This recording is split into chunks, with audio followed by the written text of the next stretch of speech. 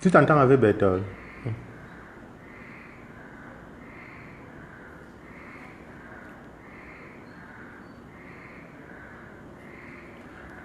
Ok, bon. Bonsoir à tous les internautes. Je suis Bernard Thiébaut. Et il y a certaines histoires qui circulent sur le net que j'ai essayé de lire, de voir, de comprendre et que bon, c'est moi l'auteur. Donc aujourd'hui, j'ai décidé de mettre ça sur le marché parce que ça ne sert à rien de mourir dans sa propre douleur, au fait. Parce qu'on est toujours en train de se dire non, la peur, qu'est-ce qu'on va te tuer, on va faire ci. À un moment donné de la vie, il faut sortir de l'ombre. Au fait, j'ai été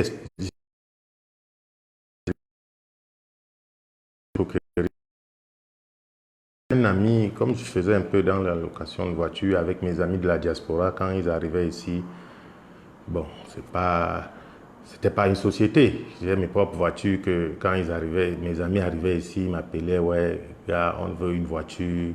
Est-ce que tu peux nous prêter ta voiture, tout ça. Je faisais normal, les gens m'appelaient souvent pour faire des mariages, tout ça. Et un jour, un prétendu ami à moi qui m'appelle, je suis en Guinée équatoriale. Il m'appelle, il me dit qu'il a besoin de ma voiture parce qu'il a quelqu'un qui veut louer. J'ai dit ok. Comme je n'étais pas là, je lui ai dit que bon, il n'y a pas de souci. Le numéro, il y a quelqu'un à la maison. Tu vas aller voir la personne et il va te donner les clés de la voiture. Et bon, tu vas aller discuter avec la personne et tu viendras rendre compte à la personne parce que je ne suis pas dans... Il me dit d'accord.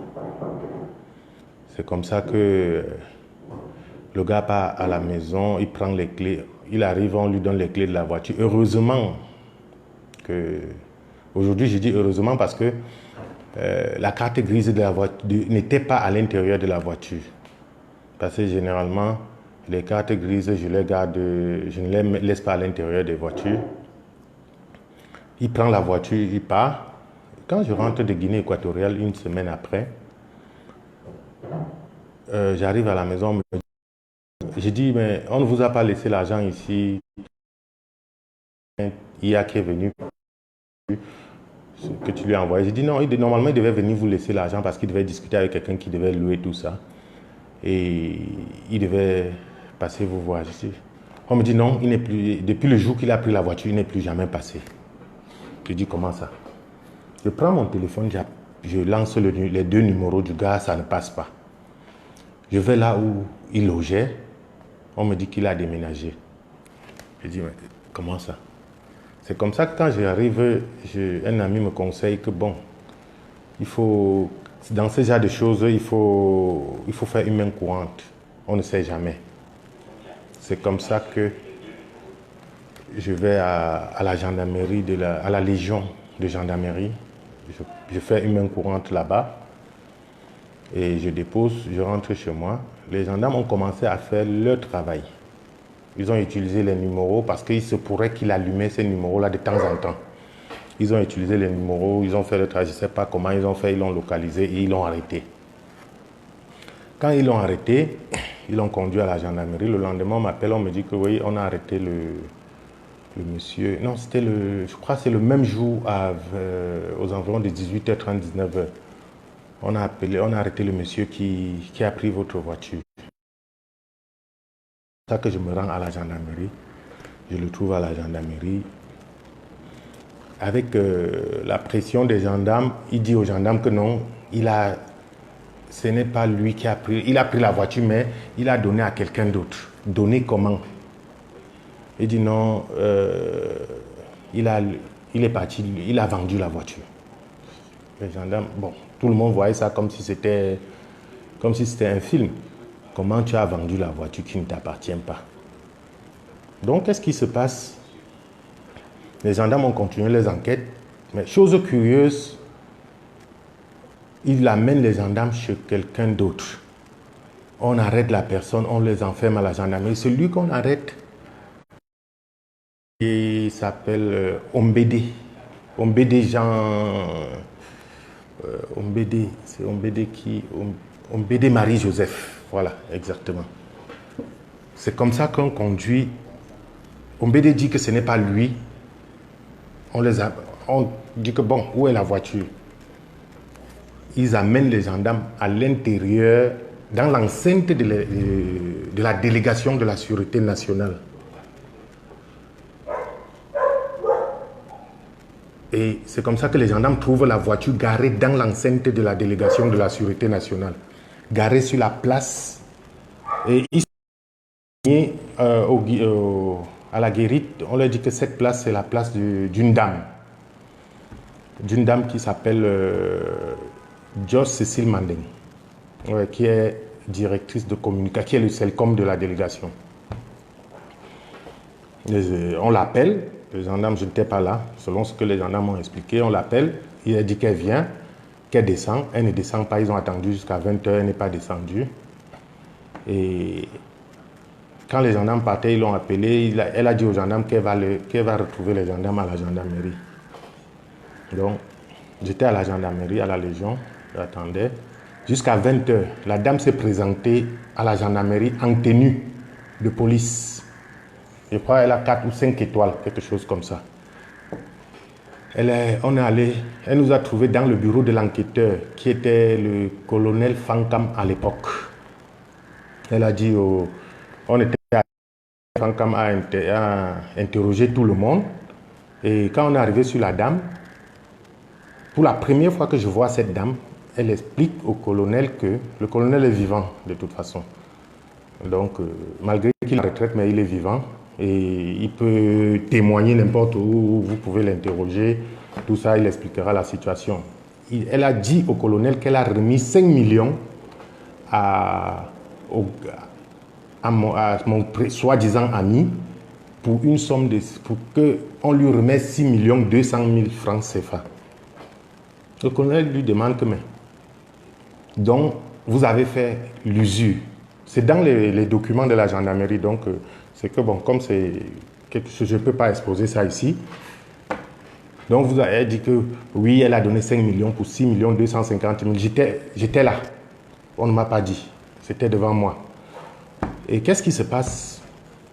Ce que le colonel a répondu, c'est que si vous n'étiez pas en tenue, je vous aurais enfermé ici. Parce que ce que vous déclarez là, c'est très dangereux. C'est comme ça que il lui dit que je vais vous laisser partir, mais je veux que demain matin, avant 9 h, vous me ramenez cette voiture à la gendarmerie. Parce que c'est une voiture qu'on a ouvert une enquête dessus ici. Elle a dit oui. Elle ramène la voiture à 9 h. 9 h, la voiture n'est pas venue. Jusqu'à aujourd'hui, la voiture n'est jamais arrivée. Donc, c'est comme ça que après, les enquêtes ont continué. Je ne sais pas comment elle a parlé. Et le lendemain matin, à 11 h, c'est le colonel Tantan qui nous appelle et qui nous invite dans son bureau. Avec ses gars, on les sort de la cellule. Il arrive là-bas dans son bureau. Il dit qu'il libère les gars et que l'enquête va suivre son cours. Et il a libéré tout le monde. L'enquête a commencé, soi-disant, suivre son cours et tout. Et chose curieuse, moi, on a commencé à m'acculer. Ils ont commencé à me faire des messages, des menaces de mort, comment ils vont me tuer, tout ça, machin, tout ça. Il faut que je laisse, si je parle encore de cette voiture. Un matin, je reste ici chez moi, C'est la délégation qui m'appelle et qui me dit de me présenter là-bas. J'arrive à la délégation. Au fait, c'est une histoire qui est comme un film hollywoodien, au fait. J'arrive à la délégation, je vais dans un bureau d'un monsieur que je ne peux pas prononcer son nom ici parce que à la fin, j'ai compris qu'il a été emballé dans une histoire que lui-même, il ne savait pas. Un commissaire de police toujours. Donc, quand j'arrive, il me dit asseyez-vous, tout ça. Dans les 2 minutes qui suivaient, il me pose 3-4 questions et il me prend, il me menotte. Il me met les menottes, il prend 2 personnes, il met derrière lui, il part à la PJ. Il me dépose à la PJ. J'ai passé pratiquement 9 jours à la PJ. 9 jours à la PJ, sans que le 9e jour, je reste, on vient me retirer, on dit qu'on me défait au parquet. C'est comme ça qu'on m'envoie au parquet, j'arrive au parquet. Et heureusement que ceux qui sont au parquet, c'est des gens qui savent lire, c'est des magistrats, c'est des gens qui étaient à l'école. Ils ne sont pas comme nous. Moi, par exemple, je n'étais pas à l'école, donc c'est des gens qui savent lire. Donc, quand ils ont lu le dossier, ils ont compris qu'il y avait quelque chose qui clochait. Et c'est comme ça qu'on me relâche. Je rentre. Et quand je rentre, je continue à avoir des menaces. Même la mère de mes enfants, ils ont failli, ils sont allés avec près de 25 policiers dans son lieu de service, soi-disant l'arrêter parce que on m'a appelé, mon téléphone ne passait pas. J'ai un domicile fixe à Yaoundé, donc, et tous le savent. Donc, et après ça, je suis resté pratiquement 3 semaines, 1 mois après, 2 mois. Après, j'ai voyagé, je suis allé en France. Quand je fais pratiquement 3 mois en France, après je reviens ici. En vacances, je fais 1 mois. Le même jour que je rentrais, que je devais prendre, je prenais mon vol à 18h55, Air France, pour rentrer sur Paris. 5h du matin, je sors de chez moi en jogging, je vais aller faire le sport. Dès que je traverse le portail, je prends d'abord, quand je sors, je mets les chiens dans leur cage, j'ouvre le portail. Je me retourne maintenant pour fermer. Quand je veux me retourner pour partir, j'étais avec un neveu à moi. Je vois un revolver pointé sur mon nez. Je suis à 2 pas de la présidence. Donc je ne comprends pas comment les gens peuvent... Donc, un revolver pointé sur mon nez, je connais le monsieur. Je remarque que c'est le monsieur qui marche avec cette femme commissaire de police qui sort l'arme sur moi et... Par réflexe, je ne peux pas dire que j'étais très fort ou bien j'étais un dieu des armes ou quoi que ce soit. C'est par réflexe que je fais la main comme ça. Mais comme il avait la main sur la gâchette, quand j'ai bousculé, je crois qu'il a tremblé et... Bon, pas qu'il a tremblé parce qu'il est venu avec certaines intentions. Parce que s'il avait la main sur la gâchette et que l'arme était pointée ici, c'était pour me tuer. Donc, c'est comme ça que le coup de feu est parti. Comme il y a les gars de la GP partout, dans les environs, il y a les policiers en civil. Quand ils ont entendu le coup de feu, c'est comme ça que le quartier s'est réveillé à 5 heures, en un temps record, comme si tout le monde attendait. Ils ont encerclé le quartier, tac, tac, on a coincé le monsieur ici devant. Il dit qu'il agit au compte de la délégation de la Sûreté nationale. C'est ce qu'il a déclaré. Si le commandant de brigade de Manguier, si c'est un homme honnête et un homme qui craint Dieu, il va vous répéter exactement ce que je suis en train de dire. Parce que c'est la brigade de Manguier qui était là. Donc, on nous a amenés, nous tous, à la brigade de Manguier. On est arrivé, on était assis. Le chef de quartier est venu, lui-même pour témoigner, parce qu'il était là, il a vécu la scène. Avec tous les gars du quartier, parce que ça fait quand même 15 ans, presque 20 ans que je suis dans le quartier. Donc ça fait que ça, pour quelqu'un qui n'a jamais eu même une discute avec un voisin, c'est un peu bizarre. Donc ça fait que le quartier voulait savoir exactement ce qui se passe. C'est comme ça que tout le quartier s'est rendu à Manguier, à la gendarmerie. Quand on arrive à la gendarmerie, on est assis. Je vais ouvrir une enquête pour cette histoire. Il a saisi l'arme, il l'a mis dans un plastique, il a déposé et il a dit qu'il devait ouvrir une enquête. Il devait interroger tout le monde, tous ceux qui étaient là avec des témoins et réunir le dossier parce qu'il ne sait pas si les témoins reviendront après quand on va les convoquer. Chose curieuse, il reçoit un coup de fil devant nous. Donc, pas très loin. Nous, on était là. Il reçoit un coup de fil. Parce que le gars même qui avait l'arme s'est levé, je crois qu'il envoyait des SMS. Et subitement, il reçoit le commandant. Et je suppose qu'on lui a dit, parce qu'il a répété affirmatif, affirmatif, et quand il a raccroché, il nous a dit, la hiérarchie demande qu'on n'entende personne dans cette histoire et qu'on vous envoie tous à la Légion de gendarmerie. J'ai dit, mais j'ai dit, ok, C'est comme ça on nous met dans le cas de la gendarmerie. On nous amène, tous ceux que je cite, ils sont vivants. Parce que je sais que généralement, chacun va faire son propre opinion, chacun va réfléchir et comprendre l'histoire que nous vivons. Parce que j'ai suivi un discours du président de la République qui disait que les gens de la diaspora qui nous invitaient à venir investir ici. Mais normalement, il faut qu'ils sachent ce qui se passe dans notre propre pays. Peut-être, je sais que peut-être il peut ne pas être au courant, il ne sait pas ce qui se passe, mais il faut qu'ils comprennent pourquoi les gars de la diaspora ne veulent pas investir au Cameroun, parce qu'il y a une pression énorme. Il y a une pression énorme sur des gars de la diaspora en général. Ce n'est pas seulement moi, je sais que c'est le cas de beaucoup de gens. Et des gens qui ne veulent pas s'afficher, les gens qui ont peur de la mort, qui ont peur qu'on va les tuer, tout ça. Je peux vous citer 2, 3, 4, 5 cas que moi, personnellement, je connais. Et c'est comme ça qu'on nous amène à la gendarmerie. On arrive à la gendarmerie. Vous allez voir ça comme si c'était un théâtre. L'homme, c'est moi, on a tiré sur moi. On nous amène à la gendarmerie, à la Légion. Le CB de Mangué nous dépose à la Légion, et entre les mains des gendarmes, et eux, ils partent. Il explique la situation, il remet l'arme là-bas, et quand il part, 2 minutes après, on vient me récupérer moi.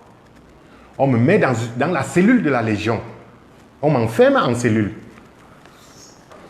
Et quand on m'enferme en cellule, j'ai passé pratiquement toute la journée sans rien comprendre. Et même ma mère est venue là-bas, dit que mais il se pourrait, on dit qu'il est ici, tout le monde. J'ai fait appel à certains amis. En cellule, il y avait un gars qui avait un petit téléphone, que je les ai trouvés là en cellule.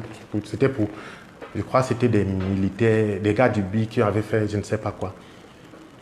J'ai pris le téléphone, j'ai appelé et j'ai passé 2, 3 coups de fil. Et chose curieuse, même leur propre la hiérarchie de la gendarmerie qui est venue là-bas, qui a appelé, c'est des gens que je ne peux pas prononcer leur nom, qui ont appelé pour dire qu'il y a un enfant qu'on a tiré sur lui qui est dans vos locaux. Le colonel Tantan, lui seulement, je vais prononcer son nom parce que je sais que c'est une bande de personnes qui veulent m'éliminer. Mais je sais qu'ils ne pourront pas. Ils ne pourront pas parce qu'ils ont déjà essayé une fois ici chez moi, ils n'ont pas pu. Ils m'ont même promis de m'envoyer en prison pour qu'on me... Ils m'avaient dit ça, on va t'empoisonner. Ça, c'est les paroles qu'ils ont tenues. Et bon, quand tu as un Dieu et quand tu es un garçon honnête, tu sais que tu n'as jamais fait du mal. J'ai 40 ans aujourd'hui, jamais j'ai fait la cellule au Cameroun pour la première fois.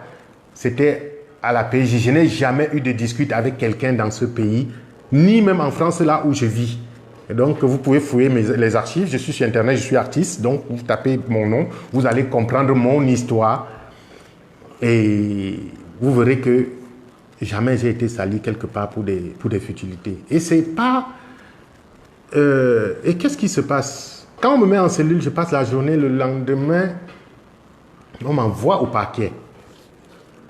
Bon, ils ont un problème, au fait, parce que comme c'est un groupe de mafios, ils ont un problème parce qu'il y a des magistrats qui connaissent la loi, qui savent lire, donc qui ont étudié la loi. Donc, ça fait que c'est ça le problème, au fait, parce que si ce n'était pas que les magistrats étaient je ne sais pas comment je peux les appeler, c'est que ce que je suis en prison, au fait. C'est que là, je ne peux pas vous parler, c'est que je suis en prison. Parce que quand ils m'ont déféré, il est inadmissible. Nous sommes dans un pays de droit. On amène quelqu'un dans une gendarmerie, comme la Légion de gendarmerie du Cameroun, c'est l'une des meilleures dans ce pays, et que un certain colonel Tantan demande ma mise en détention sans demander ma pièce d'identité, parce que je sors le matin pour aller faire le sport, je n'ai même pas de pièce d'identité sur moi. Je n'ai aucune pièce d'identité, donc je n'ai rien. Même pas le téléphone, rien. Parce que quand je sors pour aller faire le sport, je sors comme ça. C'est comme ça qu'on me met... On ne m'a pas demandé mon nom, comment je m'appelle. On ne m'a enregistré dans aucun cahier parce qu'il y a des gens que demain, ils pourront être témoins. Leur hiérarchie, parce qu'ils sont venus demander le cahier de... Je crois qu'il y a un cahier qu'on enregistre les gens dedans. Oui, la main courante. Ils sont venus demander, ils ont sorti ça pour dire que regardez, il n'est pas... Et les gens du ministère de la Défense sont venus avec 15 heures pour dire que mais comment la hiérarchie dit qu'il y a quelqu'un ici, vous dites qu'il n'y a personne. Quand ils ont dit que je n'étais pas là, quand ils sont retournés, ils m'ont retiré de la cellule. Écoutez bien ce que j'explique. Ils m'ont retiré de la cellule et allaient me mettre au groupement, dans la cellule d'en face. Je ne sais pas si tu comprends bien si vous comprenez bien ce que j'explique. Donc, quand ils comprennent que les gens sont en train de me chercher, ils m'enlèvent là-bas, ils me mettent au groupement. J'arrive en cellule au groupement, c'est un gendarme qui me dit que là où tu es, ton cas est grave, tu vas en Kondengi. Je dis, comment je peux aller en Kondengi alors qu'on n'a même pas demandé mon nom. Là où j'étais, dans la cellule où j'étais. Je sors de cellule comme ça, on n'a pas demandé mon nom, on n'a pas cherché à savoir comment je m'appelle. Et j'entre en cellule ici. Vous ne demandez même pas ma pièce d'identité. Parce que la première des choses quand même pour un Camerounais, parce qu'il n'y a pas de Camerounais plus Camerounais que les autres, au fait. C'est ce que je ne comprends pas. Donc, et le langage des gens de la délégation, là, le langage qui tiennent souvent, comme quelques policiers ripoux, parce que c'est pas... Je sais qu'il y a des gars qui sont... J'ai rencontré, dans cette situation, j'ai rencontré des policiers, bien, des policiers de cœur. J'ai rencontré, c'est pas tout le monde. C'est quelques ripoux qui sont dans cette... qui sont en train de vouloir détruire le travail que les autres font. C'est comme ça que je fais 2 jours. Je fais 2 jours, le vendredi, samedi, dimanche, lundi. C'est comme ça qu'on m'envoie à... comment on appelle ça? On me défait au parquet. J'arrive au parquet. On me met en cellule du parquet. C'est des histoires que je n'ai jamais osé parler en public. Donc... parce que j'avais peur de ma vie, mais à un moment donné de la vie, on comprend que nous tous... Je me suis préparé, ça fait 3 ans cette histoire, donc je me suis préparé psychologiquement pour mourir. Donc, avant de venir parler de ça, je me suis préparé psychologiquement, j'ai mûrement réfléchi pendant 3 ans, parce que s'ils ont raté de me tuer une fois, ils vont toujours essayer. Donc là, je suis prêt, j'ai pris des dispositions pour mes enfants, et je sais que, bon, d'un moment à l'autre, et même avant de faire le live, j'ai signalé à l'ambassade de France, j'ai signalé à l'ambassade des États-Unis, parce que je sais ce qui va m'arriver au fait. Donc, j'ai signalé comme résident français, résident américain, tout ce que vous voulez, mais j'ai signalé quand même. Donc, ils savent que je suis en train de faire un live sur médiatique. Donc, voilà. Bon, on revient à nos moutons. C'est comme ça que les gars, j'arrive au parquet. Le même magistrat qui m'avait reçu la première fois, mon dossier retombe entre ses mains. Sur tout ce que je cherche dans ma vie, il a pris ses pieds. Tu sais que, vous savez que généralement, c'est dans leur bureau. Il a pris ses pieds, il est descendu parce que la cellule du parquet, c'est au fond. Il est descendu jusqu'à la cellule là-bas avec un document. Parce qu'avant ça, je saute une étape, avant ça, il y a celui de Ombédé, le bras droit soi-disant le bras droit du commissaire principal, Joss Mandeng, qui vient en bas de la cellule du parquet. On me dit que quelqu'un me cherche, je sors, je vois que c'est lui. Et il a certains documents, mais il dit qu'il faut que je dois signer, que je ne vais plus parler de cette voiture pour qu'on puisse me libérer. J'ai dit, mais... C'est quand je le vois, je dis directement au policier que vous m'appelez, vous ne me demandez même pas. C'est comme ça que je rentre dans la cellule et à 15h, 16h, le magistrat est descendu de ses propres pieds en cellule avec le dossier en main. Il a appelé, on m'a fait sortir. Il m'a dit, mais encore toi ici, c'est quelle histoire? Je dis, mais je l'explique. Je dis, c'est l'histoire de la même voiture. Ils veulent prendre ma chose avec la force. Et là, cette fois-ci, ils ont décidé qu'ils m'envoient en Kondengi parce que le matin, on a tiré sur moi. Et me voilà, je me retrouve ici. Ceux qui ont tiré sur moi étaient là tout à l'heure pour me demander de signer des engagements que je ne veux plus les poursuivre, je ne veux plus rien faire. Il me dit, mais c'est quelle histoire ça? C'est comme ça que... il y a des éléments du dossier que je ne peux pas sortir ça ici parce que le même magistrat a fait des mandats d'arrêt des mandats d'arrêt. Et il y a toujours des gens qui font partie de la police qui m'ont dit à moi personnellement, leur hiérarchie, que non, j'ai vu des mandats d'arrêt, mais j'ai demandé qu'on ne les arrête pas. Il m'a dit à moi, il n'a pas dit à quelqu'un d'autre. J'étais face à lui.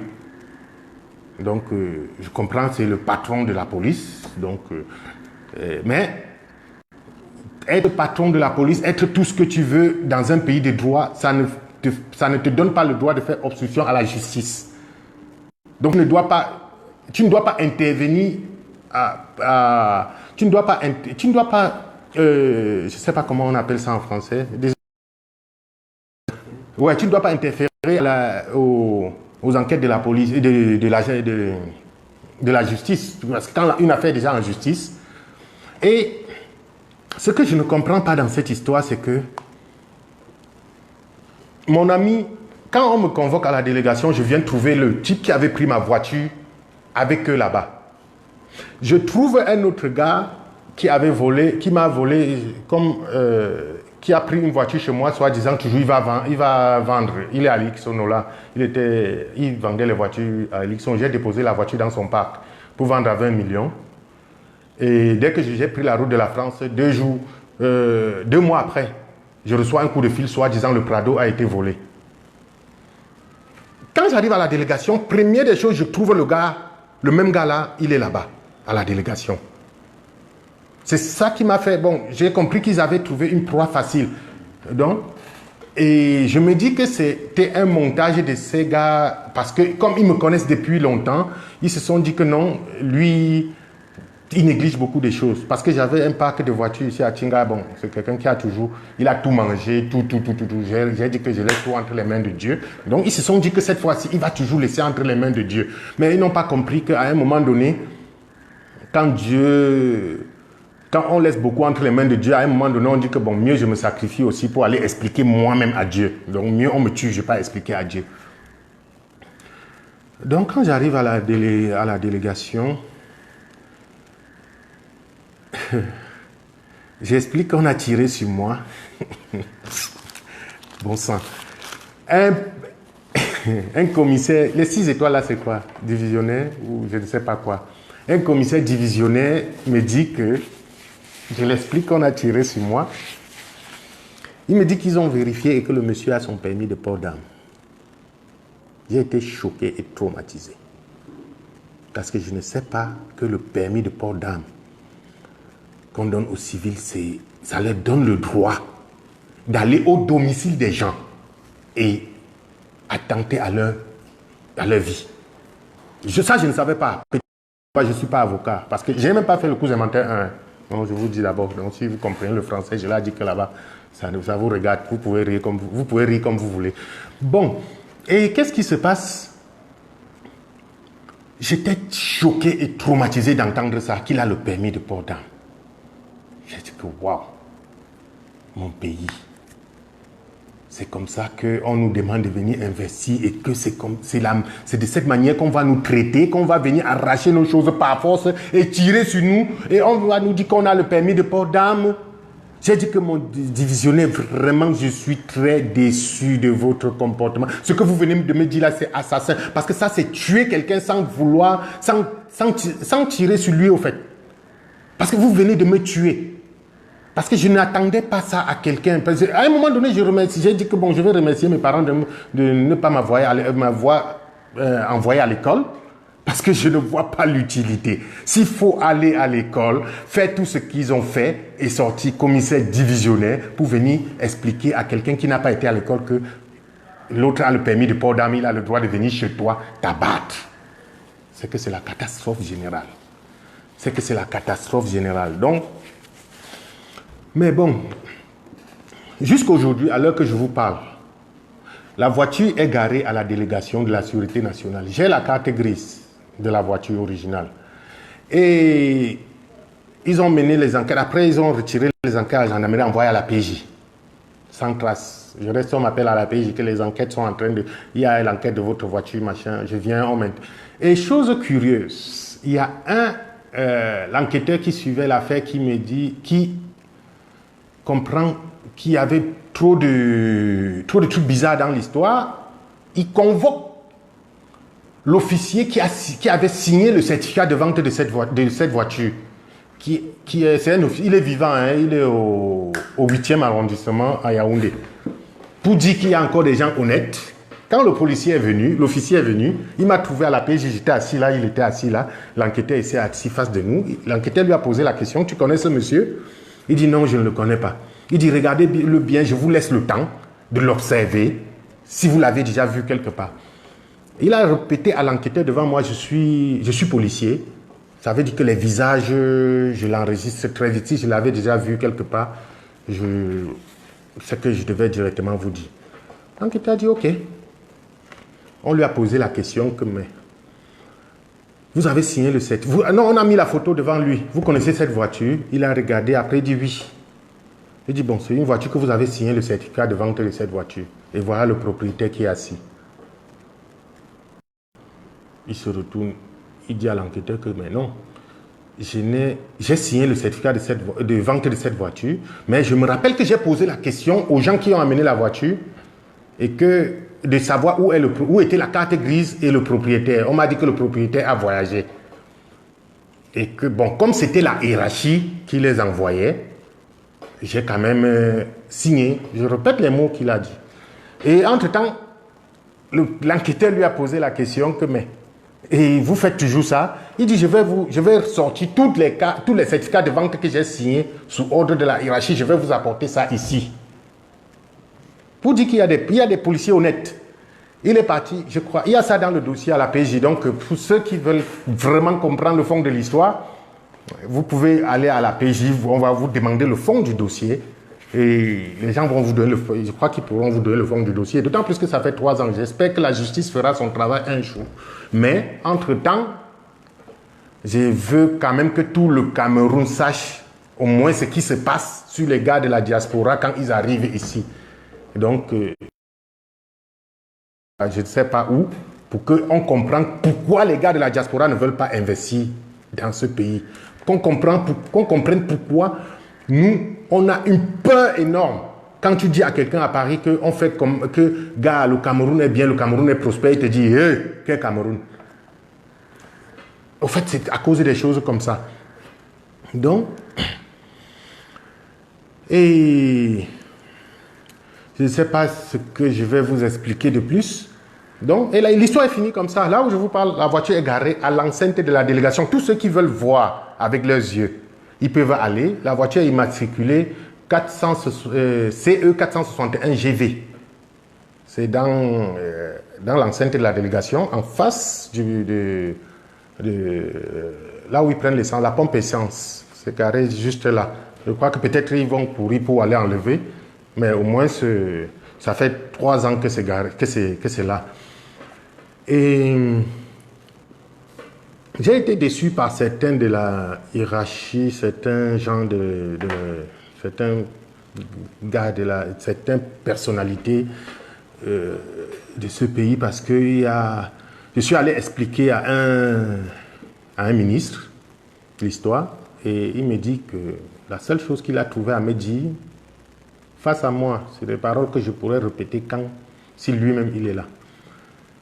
Ma collaboratrice dit que elle a donné 5 millions pour 6 250 000 et que vous deviez aller pour que vous entrez en possession de votre voiture, vous deviez remettre les 6 250 000. Il m'a sorti la clé de la voiture, il a dit voilà ça. Il a remis dans le tiroir. Au fait, ça m'a fait rigoler parce que, au fait, c'est pas le problème de voiture parce que j'ai beaucoup perdu dans ma vie. Ouais, donc, à une époque, j'étais sponsor de la Jet Set ivoirienne, donc ça fait que j'ai beaucoup perdu dans ma vie. J'ai fait des choses que ça ne me donnait même pas. Mais ce qui m'a fait rire, c'est le fait de comprendre des choses comme ça. J'ai dit au ministre que mais je ne connais pas votre collaboratrice, je ne l'ai jamais vue. Et ce qu'on me sort c'est que on me sort des PV, des trucs à la police là-bas, soi-disant, oui, le gars qui a pris ta voiture dit que c'est toi qui l'avait envoyé vendre la voiture. Parce pas te présenter. La voiture m'a coûté 45 millions. Donc 35 millions, 50 000 euros cash à Mercedes, en Belgique, à Gans-Soren. Et 9 millions de douane. Donc quelque chose qui est équivalent à 46-47 000 euros que la voiture arrive au Cameroun. Et je prends la peine de prendre ça, donner à quelqu'un qui va vendre et sans lui donner ni la carte grise, rien du tout, va vendre et tu viens. Et chose curieuse, dit que non, il est rentré me donner l'argent. Mais il oublie que quand la gendarmerie l'attrape, moi je le cherchais depuis 2 semaines, je ne le trouvais pas. Comment tu as donné l'argent à quel moment? Mais comme il y a une complicité avec quelques ripoux de la police, ils se sont mis à m'acculer que non, on t'a donné l'argent, c'est toi qui dois rembourser. J'ai dit, mais écoutez, le gars qui m'a pris la voiture, il est là en face de vous. Parce que je ne comprends pas où le problème est compliqué. Tu prends ma voiture, tu es là en face. La femme commissaire dit qu'elle t'a donné 5 millions pour 6 millions 250 000. Moi, elle ne me connaît pas. Mais c'est à toi qu'elle a donné l'argent. Toi, tu es là. Mais pourquoi on ne t'arrête pas? Oui, ce qui est compliqué, qu'on t'arrête, toi qui es sur place, qui a pris la voiture, qui a pris l'argent, qui a tout pris. Qu'on t'arrête pour que tu remettes l'argent des gens et tu remettes la voiture des gens. Je ne comprends pas ce qui est compliqué là-dedans. Qu'on traverse l'homme qui a volé la voiture pour venir moi m'arrêter, que non, c'est moi qui vais donner l'argent parce que... Et après, vu les enquêtes de la gendarmerie, ce que j'ai compris, il y a des choses que je ne peux pas révéler parce que c'est... J'ai compris que, au fait, c'est un cercle, c'est des gens qui travaillent ensemble, au fait. C'est des gens qui travaillent ensemble et que, soit ils n'ont pas donné, parce qu'ils ont sorti certaines vidéos à la police pour dire que voilà, quand on remettait l'argent à l'homme qui nous a amené la voiture. J'ai compris que il se pourrait que c'est des gens qui ont une façon de... Donc, au fait, ils prennent ton bien, ils confisquent et ils disent que non, on a donné l'argent à tel pour que, comme ils savent que toi, tu as l'argent, tu aimes ton bien, tu leur donnes l'argent, et tu récupères ton bien et ils se partagent l'argent entre eux.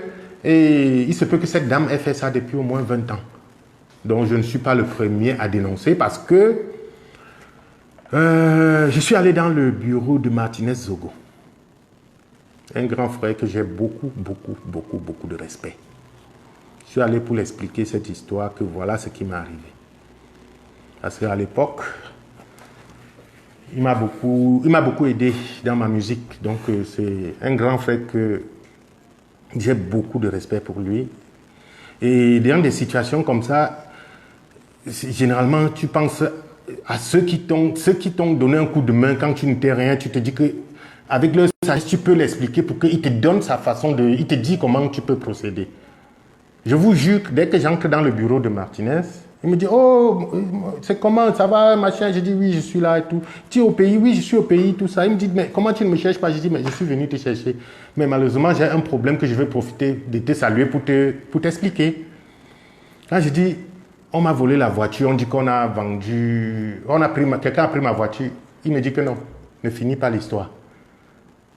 Je dis quoi? Il me dit non, ne m'explique pas parce que je connais. Je dis, tu connais comment? Il me dit non. L'histoire que tu veux m'expliquer, ça fait 1 semaine, j'ai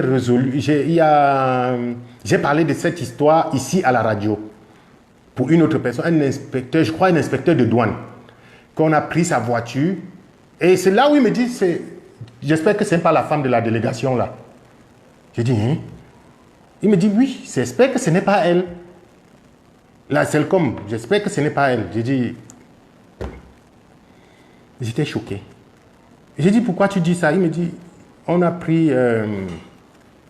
ils ont pris la voiture d'un inspecteur de douane, soi-disant, ça partait au garage. Quelqu'un qui a, je ne sais pas, quelqu'un qui a créé l'amitié avec lui, soi-disant, la voiture est partie au garage. Après, le monsieur ne trouve plus sa voiture. Après, on retrouve que c'est cette dame qui a pris la voiture, soi-disant, elle a acheté la voiture.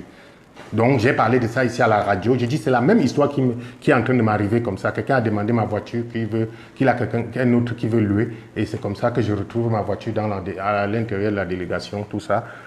Et que bon, à l'époque, il m'a dit qu'il voulait Il voulait mettre ça, j'ai dit non. C'est parce que ça, c'est la première fois que je parle de ça dans un média. Il me dit, ouais, il faut mettre ça en public. J'ai dit non, je ne peux pas. Parce que je ne sais pas, à l'époque, ma femme était enceinte des jumeaux.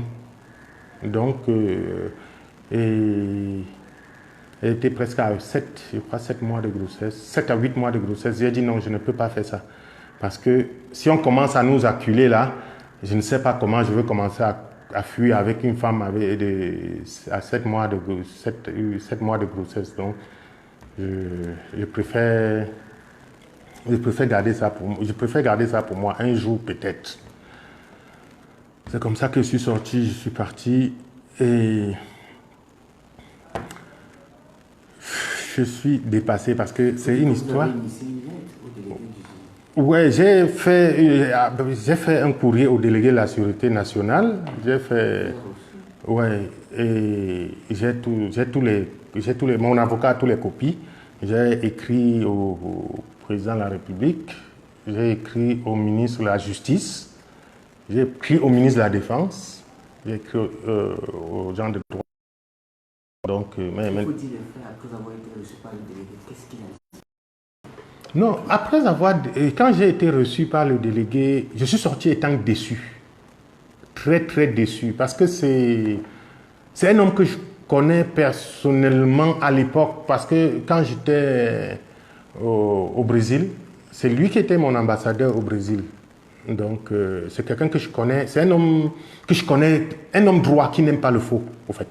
Mais j'ai été peu choqué, très choqué quand je suis sorti de son bureau parce que quand je l'explique la situation, j'étais avec la mère de mes enfants et une de mes tantes aussi. On était assis là, il était là.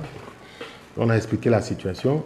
Il me dit, on m'a dit, je répète exactement ce qu'il a dit, on m'a dit que ton ami a pris 5 millions à ma collaboratrice pour 6 200 000. Donc, si tu viens remettre les 6 200 000, tu seras en possession de ta voiture. Je lui ai dit, Excellence, je ne vous connais pas comme ça. Je ne connais ni votre collaboratrice, ni personne de tous ces gens que vous me citez, que Ombédé, quoi. Je ne les connais pas. C'est comme si même, j'ai des policiers, des amis policiers qui viennent souvent chez moi, me disent que ouais, gars, nous on va aller en week-end, est-ce que tu peux nous prêter la voiture? Je leur donne ma voiture, je prends les clés, je leur donne, ils partent en week-end, ils reviennent remettre ma voiture en bonne et due forme. Même là, d'autres lavent même bien, ils mettent le plein du carburant avant de venir me remettre la voiture.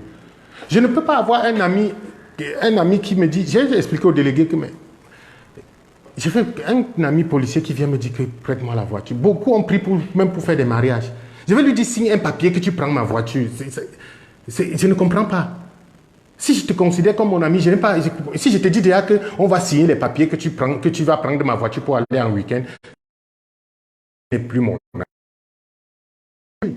Soit je te fais une location et que, bon, une location normale, soit je te donne la voiture en tant qu'ami, prends la voiture, tu pars. Donc, quand je sors de chez le délégué, à l'entrée de... je ne suis même pas sorti, j'étais à la porte comme ça.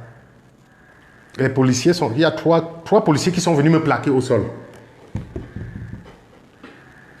Ils m'ont plaqué au sol à l'entrée du bureau du délégué de la Sûreté nationale. Je n'ai jamais compris ça. Le délégué était encore à sa porte même.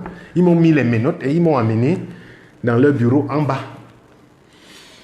Quand ils m'ont amené dans leur bureau en bas, je suis arrivé et je crois 5 minutes après, le délégué a appelé sur le téléphone. Il fait quoi dans vos bureaux? C'est comme ça qu'on me relâche le même jour pour que je... C'est comme ça qu'on me relâche le même jour pour que je parte. Parce que il a... Je crois je ne sais pas ce qu'il les a dit au téléphone, mais c'est comme ça qu'ils me disent que on va se retrouver, on va se retrouver. J'ai dit ok. C'est comme ça que je suis parti. C'est ça, en fait, ma déception quand je sors de chez le délégué, parce que le fait de dire « on m'a dit », je ne sais pas si vous comprenez, le langage de « on m'a dit », en tant que ministre, on m'a dit que j'aurais aimé que le délégué me dise que la voiture est garée là. Qui est le véritable propriétaire du véhicule? Il faut du véhicule à la grise du véhicule. Et celle qui dit qu'il a donné 6 millions, qu'elle amène à qui elle a donné 6 millions. Parce qu'ils sont ensemble, ils ne fuient pas. Et qu'on dit, bon, on remet les 6 millions, on remet la voiture du monsieur. L'affaire est simple et très simple. Et ce qui est curieux, c'est qu'ils ont commencé à m'étouffer tous. Oui, il a dit que c'est toi qui l'as envoyé aller vendre la voiture. Je dis, mais je l'ai envoyé aller. Tu envoies aller vendre une voiture de 45 millions à 6 millions et même sans carte grise, sans rien du tout. Comment ça s'explique ça? Parce que quand tu expliques aux gens, c'est comme si c'était un film. En fait, c'est comme si c'est la comédie, au fait. C'est comme si c'est la comédie. Je suis resté en France, j'ai reçu une vidéo du président des Républicains. J'ai suivi l'histoire parce qu'au fait, à l'époque, il y a celui de Ombédé là, c'est lui, il a d'abord mis ça sur les réseaux sociaux, il a mis ma photo en disant que je suis un bandit, des trucs comme ça. Je crois que c'est par là, peut-être lui, il a suivi ça et il a mené ses propres enquêtes. Donc j'ai vu une petite vidéo où il disait que ils ont volé la voiture, il expliquait cette histoire de voiture et il a bien précisé dans la vidéo que je crois que je dois avoir la vidéo quelque part, que la voiture est garée à l'intérieur de la délégation, je vois au parquet avec le scellé. Mais vous gardez ma voiture et vous m'envoyez tous les jours au parquet. La délégation de la Sûreté nationale n'est pas une unité d'enquête. Pour des Camerounais qui ne le savent pas. Et c'est le fait qu'il m'envoie au parquet plusieurs fois. C'est comme ça que je suis au courant que ce n'est pas une unité d'enquête. Donc, c'est une unité, peut-être c'est une unité d'enquête, mais pour les policiers. Donc, ils n'enquêtent pas sur les civils. C'est la PJ qui enquête sur les civils.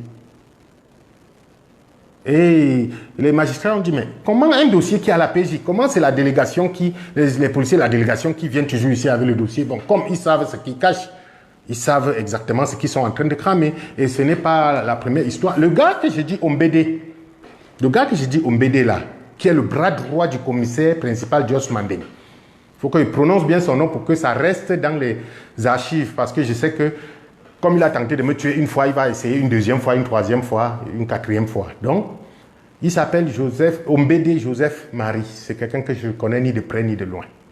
Il dit qu'il est le protégé de Jos Mandeng. Ce gars... Quand on me lâche au parquet, quand on me relâche au parquet, il dit que, il vient me dire, il avait garé une voiture, il vient me dire que soit j'oublie cette voiture, soit c'est la mort.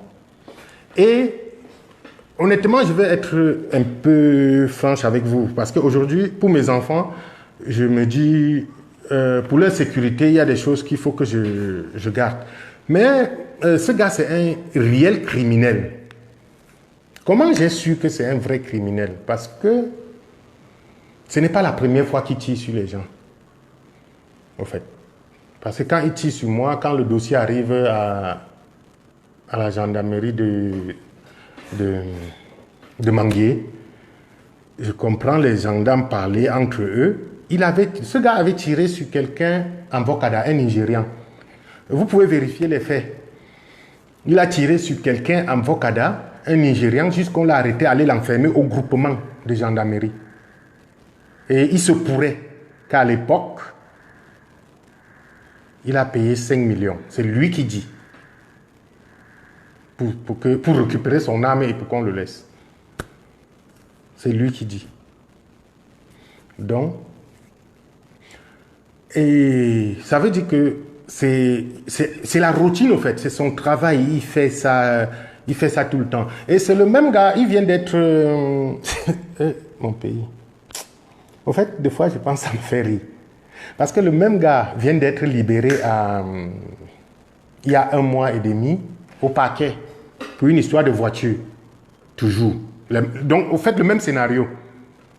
Mais je crois qu'il a trouvé quelqu'un qui était un peu plus Bon, moi, il n'y a pas de gardien. Je n'ai même pas un gardien de la sécurité dans ma famille. Donc, peut-être il a trouvé quelqu'un qui avait aussi un petit policier dans sa famille, un truc comme ça. Et on l'a enfermé, jusqu'on l'a envoyé au paquet. Après, toujours pour l'histoire de voiture, on l'a libéré. Et il y a peut-être 2-3 mois, parce que j'ai des amis, parce qu'il y a des policiers honnêtes qui ne veulent pas accepter le faux. Parce que les gens se trompent beaucoup sur la police camerounaise, au fait. Parce qu'on se dit que non, il y a les magouilles, il y a des policiers qui préfèrent mourir pour ne pas accepter le faux. Parce que j'en connais, je parle en connaissance de cause. Des policiers qu'aujourd'hui, je peux accepter donner ma vie pour eux. Parce que j'ai vu ce qu'ils ont fait. Ils ont dit que nous, on préfère être révoqués de la police que d'accuser un innocent. Nous, on préfère, parce qu'on les a menacés d'être révoqués, ils ont dit, nous, on préfère être révoqués que de un innocent pour rien. Vous voulez qu'on envoie quelqu'un en prison pour rien? Vous avez sa voiture. Vous l'avez torturé. Vous voulez... Non, pas ici à la PJ. Partout au monde, mais pas à la PJ de Yaoundé. Vous allez aller faire ça à... Comme vous dites qu'il est Bamileke, parce qu'à l'époque, il chantait que tu es Bamileke. Il passait le temps à la PJ. Tu es un Bamileke, on va le montrer. C'est un Bamileke. On va te dire que tu n'es pas chez toi ici. Donc, et il y a un policier certains policiers qui se sont groupés, ils ont dit, bon, comme vous dites qu'il est Bamileke et que vous êtes des, je ne sais pas quoi, des bassards et que vous tenez le pays, quoi, on va vous montrer que ici, le Cameroun, c'est pour tout le monde. Il n'y a pas de Bamileke, bassards, béton, boulot. Il n'y a pas ça ici dans ce pays. On va vous montrer ça ici à la PJ. Vous dites que vous révoquez les gens, que vous êtes proche du délégué et que vous allez nous révoquer. Et le policier, c'était devant tout le monde. Hein. Le policier a dit, vous allez révoquer toute la police, tous ceux qui sont à la PJ. Parce que personne ici n'acceptera ce faux-là. Personne n'acceptera ça. Vous allez révoquer toute la PJ. Soit vous prenez le dossier comme vous prenez pour aller chez vous à la délégation, vous faites ça là-bas, mais tant que c'est ici dedans, on donnera raison à celui à qui la raison appartient. Nous, on voit, les faits sont là. Nous, on a mené des enquêtes, on a écrit au transport. Le ministre du Transport a répondu que la voiture appartient à tel monsieur. Mais vous, je ne comprends pas pourquoi vous... C'est quoi? Le problème, c'est quoi? Le problème, c'est quoi? À l'heure actuelle que je vous parle, parce qu'à l'époque, ça a tellement chauffé, ça a choqué des policiers de la PJ, tous les anti-gangs là. Ils étaient traumatisés, au fait. Ils étaient traumatisés. Ils ont dit que, jusqu'à ce que la délégation a retiré le dossier à la PJ. Entre eux, parce qu'à un moment donné, je suis allé là-bas pour voir l'enquêteur, pour savoir à quel niveau mon dossier est. On m'a dit que la délégation avait retiré. Donc, au fait, ils ont compris qu'à la PJ, ils n'ont pas moyen de... Ils ont compris que là-bas, c'est des gars qui sont honnêtes, au fait, qui sont droits. On ne peut pas les corrompre. Tu vois, si je peux appeler ça comme ça. Et c'est des gars qui n'acceptent pas les menaces. Parce que moi-même, personnellement, j'ai eu peur. Parce que j'ai compris que c'est des croque-morts qui sont là-bas. C'est des croque-morts qui sont là-bas. Les gars de la PJ, les anti-gangs, les commissaires qui sont à la PJ là. Parce que le directeur de la PJ a dit ça ne peut pas se passer dans mon unité. Peut-être si je suis mort. Mais, parce qu'à un moment donné, il est passé, il m'a vu, j'étais en cellule.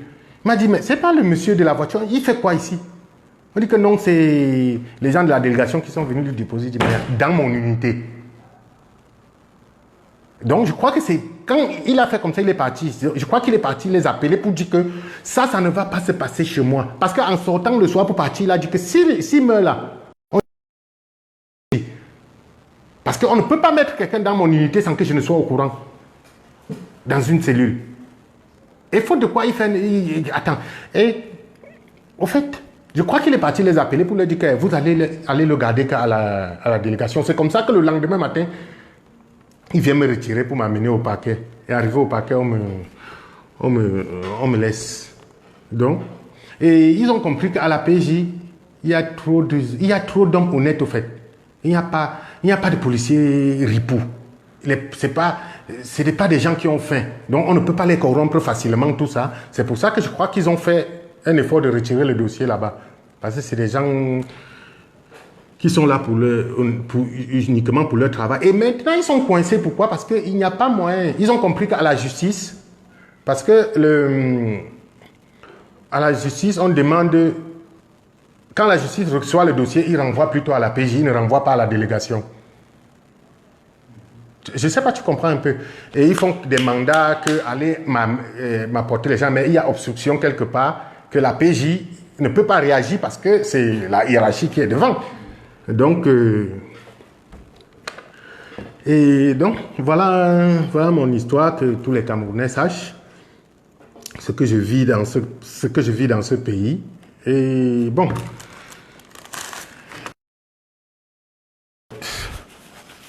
Ce n'est pas la première fois. Il y a une dame au nom de Photo, notaire agréée à Yaoundé.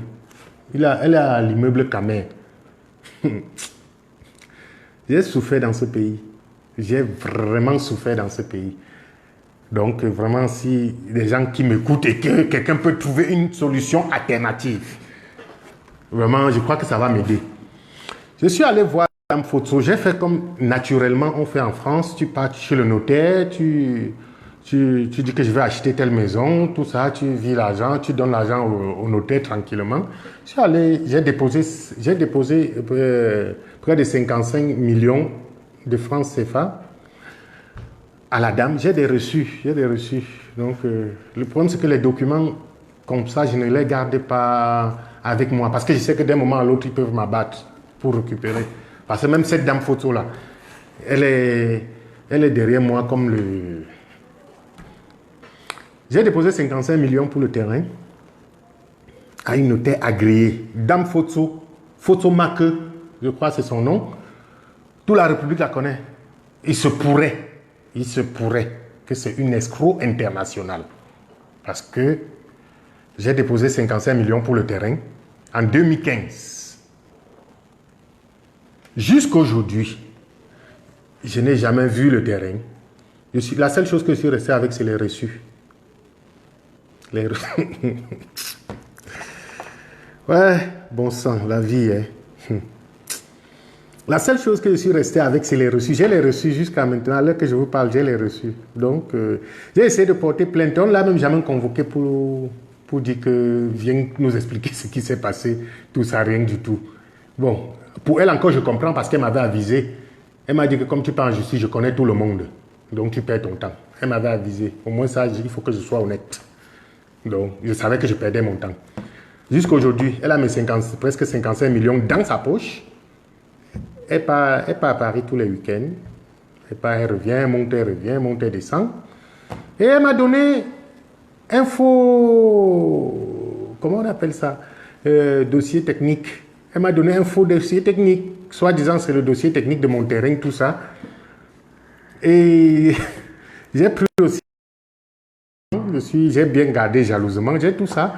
Et un matin, quand j'explique la situation à quelqu'un, il me dit que donne-moi prends le dossier technique, là on va aller vérifier vraiment le terrain. Parce que en regardant sur la carte, je peux savoir où le terrain se trouve.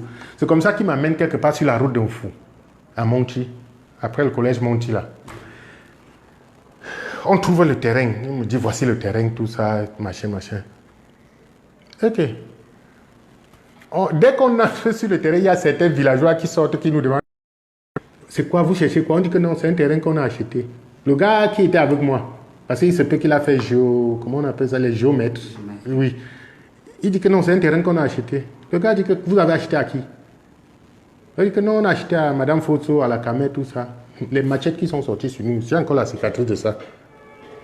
Ils ont failli nous découper, vrai. Ils ont failli nous tuer. J'ai la cicatrice de ça, jusqu'à aujourd'hui. Ils ont failli nous tuer. Nous, on est partis en marathon, en courant. Et je rentre, je pars chez le notaire, je dis, voilà, je sors voilà le sang, je sors dessus le terrain là, que tu dis que tu m'as vendu. Oh, qui t'a envoyé là-bas, il fallait attendre que ton titre foncier sorte. Je dis, mais depuis 2015, le titre foncier n'est jamais sorti. 2012. Nous sommes en presque 2018 aujourd'hui. Donc 12, 13, 14, 15, 16, 17, 18. Donc 7 ans après, le titre foncier n'est pas toujours sorti. Oh non, il fallait attendre, machin. C'est comme ça que j'ai commencé à avoir les doutes. Maintenant, j'ai pris certains experts pour vérifier exactement. On voit que le terrain, le même terrain, je suis allé en fou. Quelqu'un m'a conseillé que va retirer le titre de propriété. De propriété pour voir. Je suis allé en fou, j'ai payé 10 000, on m'a donné le titre de propriété. Je vois que la même dame photo là, notaire agréé, comme je vous dis là, photo m'a cru, c'est une femme, je crois elle est Banjoum ou Baham, quelque chose comme ça. La même notaire là a pris le même titre foncier là, j'ai vu sa signature. Le moment venu, je vais afficher ça ici. J'ai vu sa signature. Elle a signé pour hypothéquer le même terrain à une banque à 45 millions. Elle a pris le même titre, c'est sa signature qui est là, hypothéquée. Et quand j'entre en profondeur, je comprends qu'elle n'a même pas le droit de vendre un terrain en faux.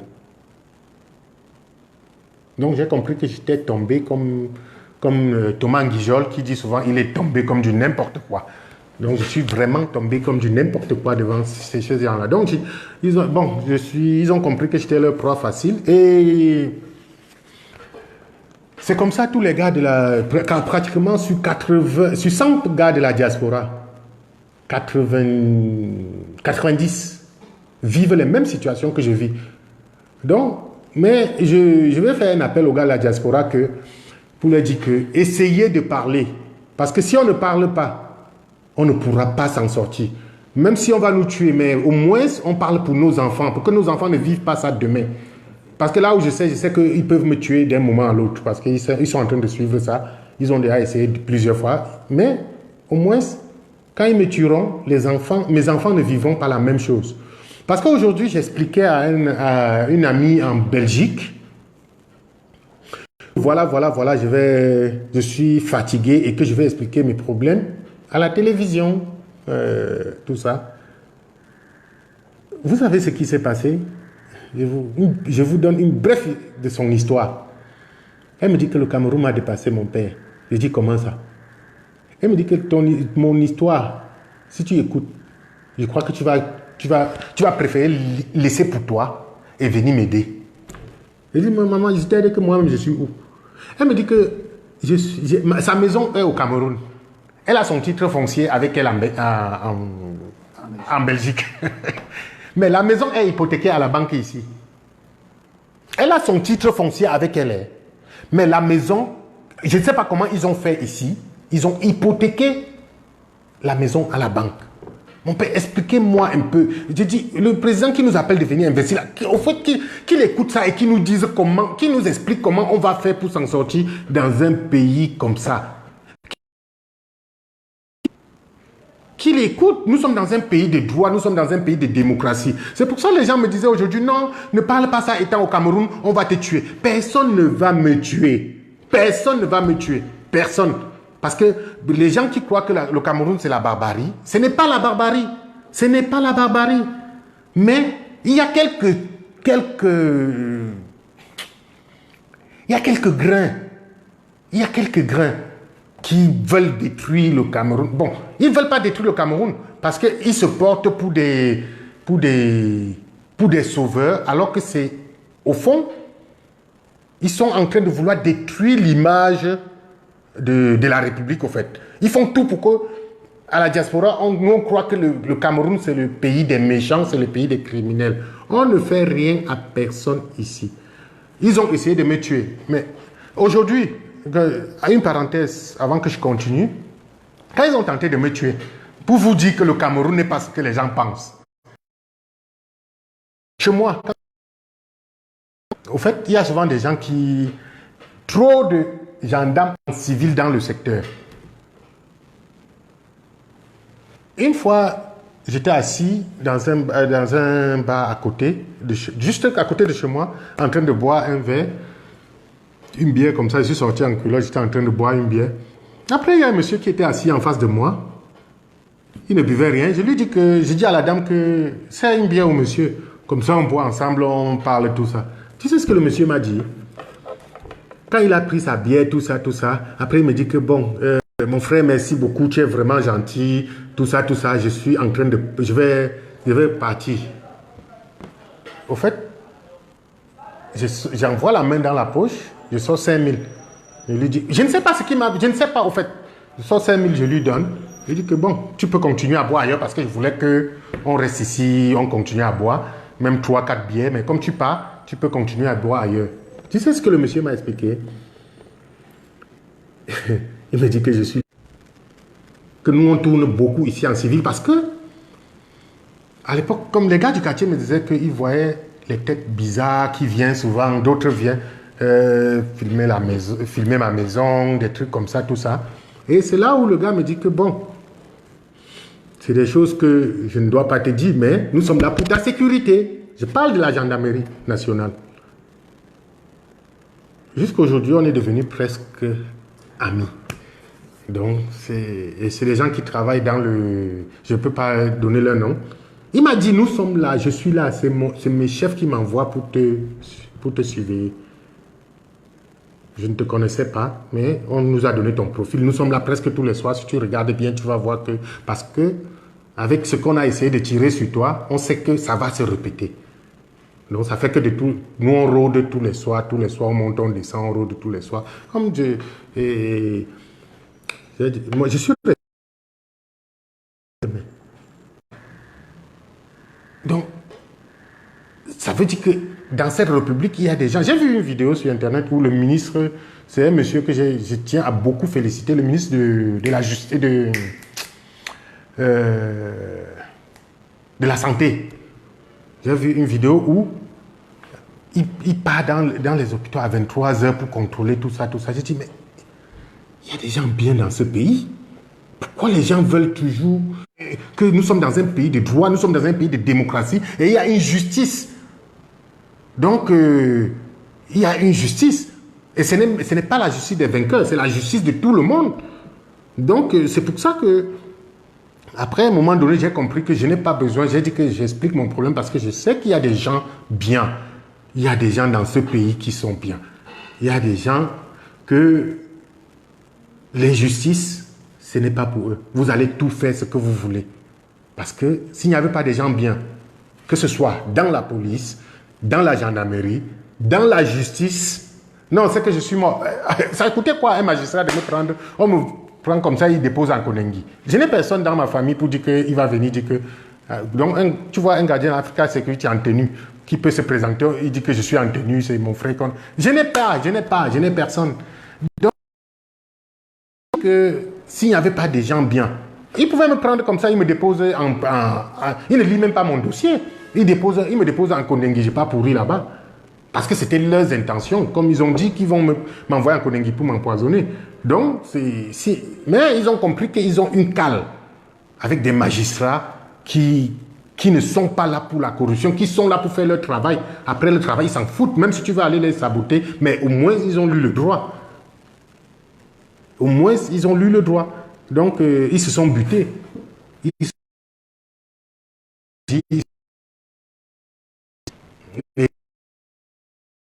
Et maintenant, je ne sais pas si, avant de finir de parler ici, ils vont profiter la nuit pour aller enlever la voiture à la délégation.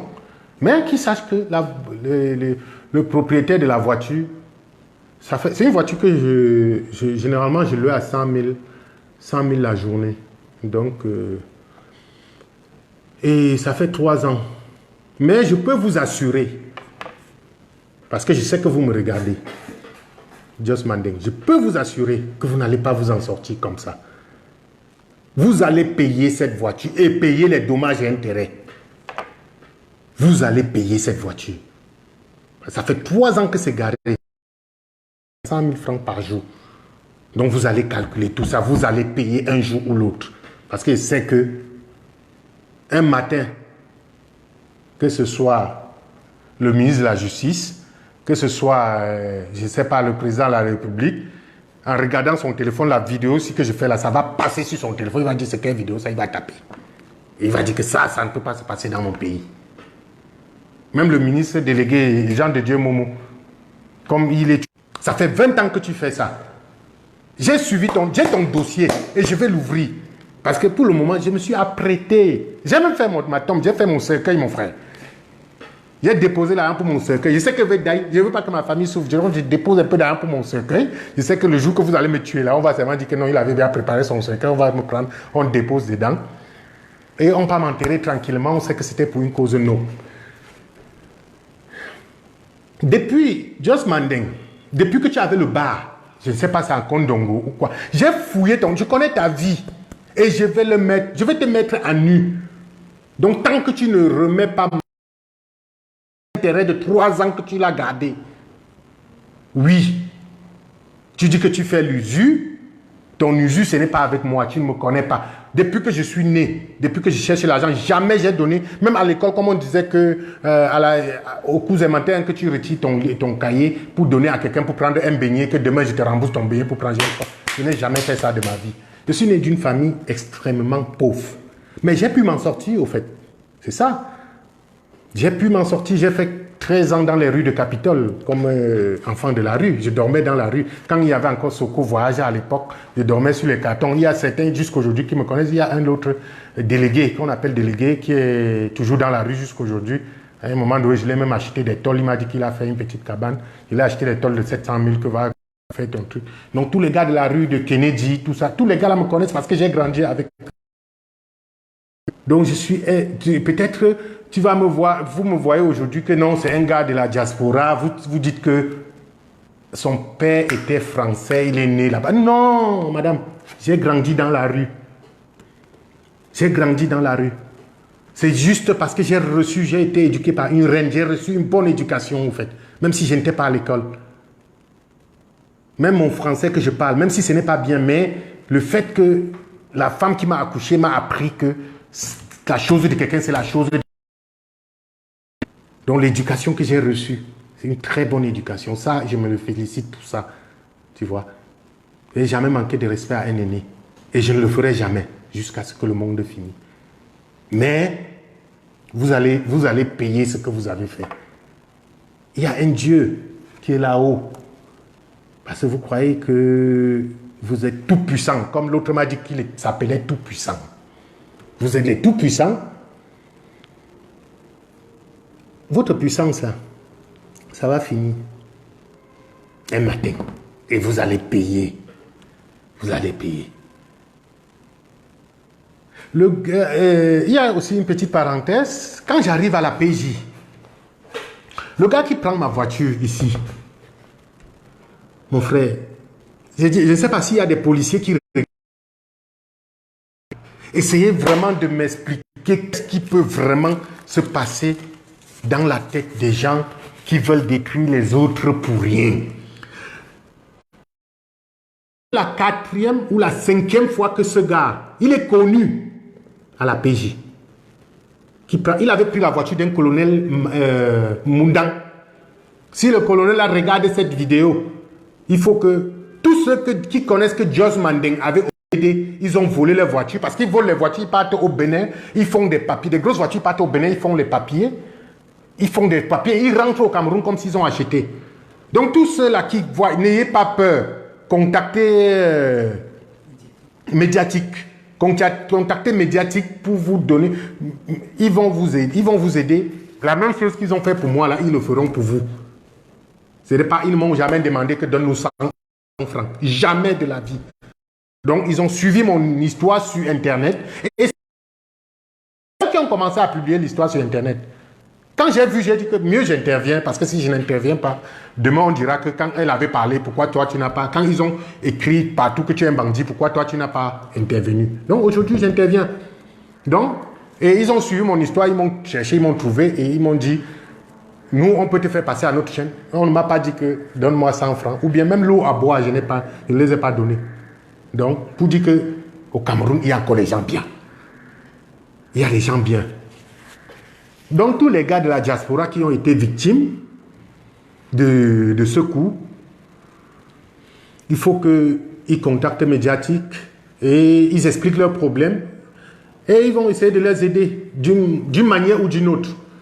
Déjà, même s'ils ne sont pas la justice non plus, hein, mais au moins, ils vont essayer de vous aider comme ils sont en train de le faire pour moi aujourd'hui. Donc, c'est à la PJ. Le gars qui a pris ma voiture ici, le colonel Moundang, il avait pris une 4x4 au colonel. Il a fait la même chose avec les mêmes gens. Donc c'est à la PJ que j'ai écouté l'histoire. Hein, en fait, c'est leur travail. C'est leur travail, ils se connaissent. Ils savent comment ils fonctionnent, je ne sais pas. Mais s'il y a des policiers qui regardent ce direct, qui se renseignent, il s'appelle Iya Mamadou, qui se renseigne qu'on l'a libéré au parquet au moins 5-6 fois, tu joues pour les mêmes faits. Il prend la voiture des gens, après il vient dire, il part vendre, il vient te dire que c'est toi qui l'as envoyé vendre la voiture. Le colonel Moundang là a pleuré comme un enfant de 2 ans, il parle d'un colonel. Il dit que j'étais où avec toi pour t'envoyer vendre la voiture? Ma voiture, j'étais où? Comment ça s'est passé pour que je t'envoie vendre la voiture? C'est une histoire que j'ai suivie quand j'ai suivi à la PJ, toujours à la PJ. Là. Donc les mêmes histoires, ils sont pleins, les gars sont pleins, les gars sont pleins parce que, au fait, même quand j'expliquais mon histoire aux gens, je rencontrais des gens qui ont été victimes de la même chose avec le même OMBD, la même commissaire de police. Quand ils m'ont envoyé au parquet, tu sais pourquoi ils m'ont enfermé 8 jours? Ils disent que c'est pour diffamation. Diffamation, j'ai diffamé quoi? Just m'en tu as ma voiture, je diffame quoi sur ton nom? Je mens. C'est garé à la délégation, tout le monde peut voir. C'est pas comme si c'était caché, les gens entrent à la délégation, ils vont voir. J'ai la carte grise de ma voiture. Expliquez-moi en gros, comment se fait-il que l'homme peut... Je peux avoir mon téléphone, tu as mon téléphone et c'est moi, je détiens la facture comment? Tu as acheté la voiture avec quoi jusqu'à tu te vantes avec des... Tu as acheté avec quoi? Une voiture, tu as acheté comment? Une voiture s'achète avec une carte grise. Comment tu as pu acheter une voiture sans carte grise? Tu as... Pardon, elle a le rang de directeur. Parce qu'elle est commissaire, elle a 6 étoiles, je crois 5 ou 6 étoiles aujourd'hui. Donc elle a rang de directeur. Comment un homme de la loi peut enfreindre la loi jusqu'à payer une voiture sans papier? Et elle me dit que non, le gars dit que c'est toi qui l'as envoyé. Comment tu peux envoyer quelqu'un vendre une voiture sans papier? Et il vient devant toi, tu payes quoi? Tu payes quoi? Appelle le propriétaire. La carte grise de la voiture a des noms. Que tu peux prendre, tu es policier, tu peux prendre, tu tapes le nom de la carte grise, tu vois l'identité, tu vois son numéro de téléphone. Aujourd'hui, le Cameroun, ce n'est plus le Cameroun d'il y a 60 ans. Avec ton numéro de téléphone, même à MTM, je tape, oh, c'est dièse, quoi, je te retrouve facilement. Avec ton nom, je peux te retrouver et retrouver ton numéro de téléphone et t'appeler, dire qu'on est en train de me vendre une voiture ici, soi-disant c'est ta voiture. Maintenant, comme elle est commissaire, voilà ce qui se passe. Elle veut se cacher. Maintenant, soi-disant son bras droit là, que c'est lui qui avait pris l'argent, c'est lui qui avait donné l'argent, ce n'est pas... La voiture est venue seulement à la délégation parce qu'il voulait se protéger. Mais c'est quoi cette histoire vous racontez aux gens? Les Camerounais ne sont pas bêtes, ils ne sont pas dupes. Ils ne sont pas dupes. Donc, en fait, elle a voulu pousser le gars devant, non, pour se couvrir. Parce qu'elle sait qu'elle est dans un sale drap. Mais elle dit que non, ce n'est pas moi. Hein. C'est lui qui avait pris la voiture. Et je voulais... Quand on a porté... Quand il est venu cacher ça à la délégation pour le protéger. Parce que c'est mon protégé. C'est quoi cette histoire? Tu peux expliquer au colonel, aux gens qui étaient à l'école. Explique-moi encore, parce que je n'étais pas à l'école, je veux comprendre. Que c'est le français, je ne comprends pas très bien. Mais les gens qui ont fait des études, de longues études, tu viens les expliquer des conneries que non, j'ai pris la voiture pour les protéger. Bon, l'enceinte de la délégation de la Sûreté nationale, c'est un endroit de protection. Donc, c'est là-bas qu'on protège les biens des gens. Hein. Pourquoi ce n'est que cette voiture que tu as pris pour protéger, alors qu'il y a plein de voitures volées partout dans les commissariats, tout ça. Tu récupères tout ça, tu gardes à la délégation, alors, comme c'est toi qui protèges les biens des gens. Je sais que vous connaissez le chemin. La nuit, là, vous allez venir. Parce que je sais que vous êtes en train de regarder le direct. Mais sachez que vous allez venir, il y a les choses qui vous attendent. Je ne bouge pas de chez moi. Je suis là. Les gens m'ont dit, non, il faut fuir. Il faut te tenir en France avant de faire... Je ne me tiens nulle part. Je me tiens au Cameroun. Je suis chez moi. Je suis dans mon propre pays. Je suis Camerounais. Ne crois pas que parce que j'ai fait 20 ans en France, je suis français. Non. Cette nationalité, je l'ai refusée parce que je veux être Camerounais. Parce que je suis fier de mon passeport. Mon passeport vert, je suis fier de ça. Très fier. C'est un passeport que j'ai l'amour de ce passeport. Je ne peux jamais la changer jusqu'à la fin du monde. Peut-être mes enfants aimeraient changer pour eux. Mais moi, jamais. Jamais. On va se battre dans l'injustice que vous faites là. Jusqu'à un matin, on va sortir la tête de l'eau dans ce pays. Je ne veux pas que j'arrive, parce que si ce n'était pas ça, vous deviez arriver quelque part et dire que non, c'est un Français, ou bien c'est un Américain. Non, je suis Camerounais, comme vous. Donc, on va se battre dans notre pays jusqu'à ce qu'un matin, nous tous, on va sortir la tête de l'eau. Donc, ne croyez pas que... Non. Je vous attends. Vous connaissez le chez moi. Vous êtes venu une fois tirer sur moi. Ça m'a raté. Donc, je sais que vous allez revenir. Je suis là. Donc, voilà quoi. Voilà l'histoire que le Camerounais vit chez eux, dans son propre pays. Madame Fotso notait dans 1 million, elle fut avec, comme un rat. Des fois, ça me fait... Des fois, je dis seulement que... Des fois, je reste seul, je remercie mes parents. Que papa, Dieu merci, vous ne m'avez pas envoyé à l'école. Parce que s'il faut aller à l'école, sortir notaire pour venir arracher 55 millions d'un enfant, il fuit comme un rat dans les trous de souris, là. Vraiment, où est l'utilité de l'école, au fait? L'utilité, c'est quoi? L'utilité, c'est quoi? L'utilité, c'est quoi? Un enfant de la rue. Je sors de la rue, je deviens ce que je suis devenu aujourd'hui. Toi qui as passé ta vie à fréquenter notaire agréé, tu gardes le nom de tous les notaires du Cameroun. Maintenant, les gens, on peut, quand tu dis notaire, on dit que c'est un vrai notaire. Mais ce n'est pas les notaires comme Fotso là. Je voulais acheter un petit terrain là dernièrement. On m'a amené chez une autre dame notaire. Elle a dit, hey, est-ce que ce n'est pas encore notaire Fotso, les mêmes notaires Fotso là? On m'a dit non, elle est correcte. Elle a dit bon, ok, j'essaye. Et j'ai quand même essayé. Parce que finalement, elle garde le nom de tous les notaires du Cameroun. Avec cette escroquerie là, elle garde le nom de tous les notaires. Les gens ont peur du notaire pour rien. Donc voilà mes frères. Si vous entendez que je suis mort, sachez que c'est Ombédé, Marie-Joseph et Jos Mandeng, le CELCOM, directeur de communication de la délégation de la Sûreté nationale. Vous savez que c'est les deux là qui m'ont tué. Donc, et j'allais oublier quelque chose. Au fait, le policier qui me met en cellule pour la première fois pendant 9 jours, tu sais ce qui se passe? J'étais assis quelque part avec quelqu'un que je ne peux pas prononcer son nom ici, qui est un agent de renseignement, qui a pris le téléphone. Il a appelé le policier là, pour dire qu'il appelle le policier, il met le parler, il dit au policier, que bon, écoute, il y a une histoire qu'on a failli abattre quelqu'un dans un quartier. Et quand on a arrêté le gars, il dit que c'est toi qui l'as envoyé. C'était sur haut-parleur, j'écoutais. Le policier a dit que, hey, ces gars-là, au fait, voilà ce qu'il a répété, qu'ils m'ont embarqué dans une histoire que je ne... Il a dit à son ami que quand j'ai connu la vérité de cette histoire, j'ai lavé les mains. Je ne suis plus dedans. Je ne veux plus qu'ils parlent de moi dans leurs histoires. Ils m'ont embarqué dans une histoire que je ne savais pas. Aujourd'hui, je connais la vérité de l'histoire. Je ne suis plus dedans. Qui partent faire leurs choses là ailleurs. Je parle d'un policier qui menait les enquêtes, un commissaire toujours qui menait les enquêtes. Avec donc, c'était collé, non? Parce qu'ils ont expliqué l'histoire à l'envers. Qui est collé près du délégué. Il a dit, je ne suis plus dedans. C'était sur haut-parleur. Il a dit, je ne suis plus dedans. Ne me mêlez plus dedans. Les histoires, je ne veux plus. Ils ont fait, j'ai failli tuer l'enfant d'autrui pour rien. Vraiment, je ne veux plus qu'on m'appelle pour ça. Je ne l'ai jamais envoyé nulle part et je ne vais jamais l'envoyer. Ils m'ont induit en erreur. Tout ce qu'ils m'ont raconté, c'était faux. Il a fait comme ça. Il a dit, mon frère, bonne journée, pardon. Il a raccroché. Devant moi. L'agent de renseignement là m'a dit que tu as entendu. Je t'ai dit que c'est un monsieur qu'il est comme ça.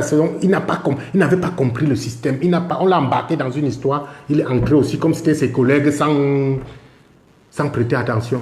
Je crois que c'est avec le temps qu'il a pris le temps de comprendre vraiment l'histoire. Et il est quitté dessus. Mais bon, c'est Dieu qui est fort. On confie le reste à Dieu. Donc, il n'y a personne qui ne doit pas mourir. Hein. Nous tous, on va mourir. Mais bon. Maintenant, il faut déjà chercher à savoir de quelle manière on va mourir. Bon. Comme on ne peut pas savoir, c'est le seul mystère. moi, j'ai quand même quelques idées dans la tête. Je sais comment je vais mourir. Parce qu'on a déjà essayé une fois. Donc, ils m'ont dit que soit c'est le poison, soit ils vont tirer sur moi. Donc et Dieu fera le reste. Mais qui reste vivre longtemps, hein? Qui vivra au moins 7 et que demain il meurt aussi, c'est que c'est la catastrophe. Ils m'auront tué pour rien. Pour combien? Une voiture. Et à un moment donné, j'ai failli abandonner. J'ai failli abandonner et je me suis dit, si j'abandonne, il y a beaucoup de gens dans l'ombre qui souffrent des choses comme ça. Donc si j'abandonne, c'est pour dire que j'envoie mes enfants dans un trou. Parce que mes enfants, personne ne sera là demain pour parler. Parce que tous les gars de la diaspora, les gens ont peur. Les gens ont peur.